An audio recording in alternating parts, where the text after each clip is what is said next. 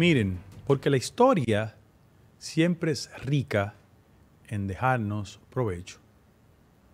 Yo quiero simplemente recordar que una parte importante del liderazgo social en el país hace años generó un debate que condujo a su vez a que se incorporara como regla legal el 4% del Producto Interno Bruto al sector salud.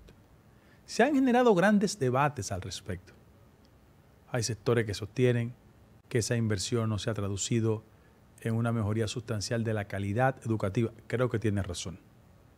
Sin embargo, no es posible que por temas de carácter de corrupción, de la poca transparencia administrativa y de los negocios que se han construido históricamente alrededor del 4% del PIB en el sector educativo, ahora, violentando las disposiciones constitucionales que impiden que una vez aprobada en la Ley de Presupuesto General un monto determinado sea transferido en otra dirección, se piense, se pretenda y se aspire despojar de 4.000 millones de pesos al sector educativo.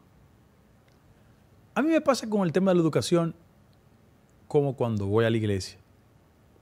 Si el cura no actúa correctamente, yo no pierdo la fe. Y los argumentos que se están construyendo en esas redes mediáticas adictas al presupuesto nacional, lamentablemente, obedecen a una lógica del acomodo que ha contribuido enormemente con que la gente no crea en los políticos. Aquí el problema no es de los recursos, es que el mismo hecho de no haber sido utilizado correctamente lo que debe conducir es una reingeniería en la inversión del sector educativo. Pero ¿quiénes van a las escuelas públicas en este país? Los pobres. La gran crítica que se hace respecto al tema de inversión y resultados en el sector educativo obedece que el informe PISA anualmente nos coloca los temas donde hay debilidades. En el caso específico de la área educativa, matemática, lectura, geografía. ¿Y quiénes se afectan? Los hijos de los pobres. Y cuando tú despojas de esos recursos, impacta en el sector más frágil de la pirámide social dominicana. Yo estaría de acuerdo con que se replanteara el orden de la inversión sin olvidarnos que es una ley que hay que cumplirla. ¿Cómo podría ser?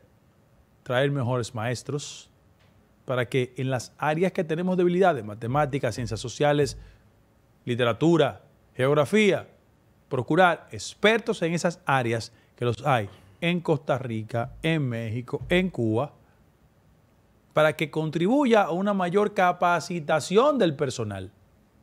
¿Por qué? Porque si la herramienta que transfiere conocimiento son los maestros y maestras, lo lógico es también advertir las debilidades formativas de muchos maestros del país. Vamos a concentrarnos en eso. ¿En qué tenemos que concentrarnos? En, sobre todas las cosas, preparar el modelo educativo dominicano en función de los requerimientos del sector laboral. Hay muchísimos deseos de ampliar la potencialidad de los institutos de formación técnico-profesional. ¿Qué trabajo han hecho históricamente las escuelas de las Fuerzas Armadas? Se llaman escuelas vocacionales. Entonces, vamos a trabajar en esa dirección para que el país tenga mayores personas con destrezas en inglés, para que tengamos la capacidad de introducir formación en áreas tecnológicas, para que de una forma u otra requerimientos del mercado laboral como chef, técnicos en refrigeración también sean parte de la herramienta educativa en esa parte del proceso formativo de la gente. Pero venir ahora con tecnicismos, reitero, violando la Constitución para decirle al país que vamos a despojar de 4.000 millones de pesos al sector educativo no es serio, no es decente y no es lo que la gente espera. A quienes ejercen el poder, que sepan perfectamente la capacidad de observación que tienen los ciudadanos. Y esto no es una crítica al gobierno, es el deseo de una coherencia elemental entre lo que se dice en tiempos de campaña y cómo la gente cambia en el gobierno. Qué lamentable que eso pase. Mira, Guido, Ayer empecé mi comentario diciéndote lo siguiente. El que no sabe para dónde va, ya llegó. Te lo repito de nuevo. ¿Cuál es el problema fundamental? Los grupos que estaban propugnando por el 4%, siempre dije que eso era una moda. Una moda, nos enganchamos a vestirnos de amarillo y andar con una sombrilla y punto. Pero no tenían una concepción clara de qué era lo que había que hacer con ese 4%. Por ejemplo, ese 4% parió varios candidatos presidenciales o precandidatos presidenciales. Ese 4% creó fortunas increíbles. Ese 4% hizo de todo ante los ojos de aquellos que estaban protestando y diciendo que era obligatorio cumplir con el 4%. Entonces, había que despojarse del 4% porque es una ley, es cierto. Sin embargo, esos mismos grupos no tuvieron la destreza de supervisar qué se hacía con el 4%. Y parecería que al final era crónica de una muerte anunciada, desacreditar el proceso, crear las condiciones para que la gente dejara de percibir que era necesario invertir el 4%. Y mira, y ciertamente, tanto el gobierno pasado como este gobierno han sido recurrentes en el mismo caso. Han convertido el Ministerio de Educación en el Ministerio de Corrupción. ¿Cuántos millones manejaron los ministros del gobierno pasado? 24,000 millones de dólares. 24,000 millones de dólares. ¿Cuál ha sido el nivel de evolución del sistema de educación? Bueno, yo lo debo decir con toda la franqueza, hemos retrocedido. Cuando nuestros estudiantes van y participan, por ejemplo, en pruebas como la prueba PISA, nosotros quedamos en último lugar. Cuando tú hablas con cualquier niño y te das cuenta de la dificultad cognitiva, o sea, la capacidad de poder descifrar los mensajes es muy baja. ¿Y cómo lo aplican a las matemáticas, a las ciencias? No. Hay muchas lagunas. Cuando tú vas a las escuelas ahora, te das cuenta de la mala calidad de la construcción de las escuelas.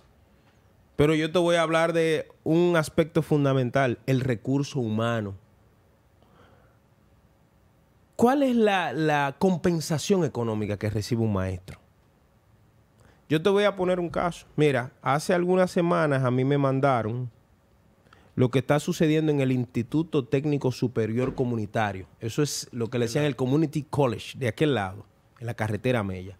¿Tú sabías que los maestros tienen 9 meses que no cobran ahí? 9 meses sin cobrar. Los maestros han decidido mejor no dar clases. Pero todos esos estudiantes que estaban yendo ahí, Guido, ¿se quedan al amparo de quién?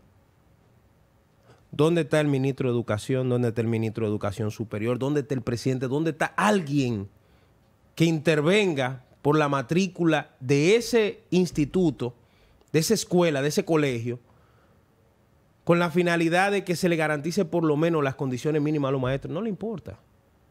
O sea, aquí ha habido, en todos los sectores, aquí todos los sectores son cómplices en lo que ha sucedido en materia de educación. Empresario y político no le interesa que la gente estudie.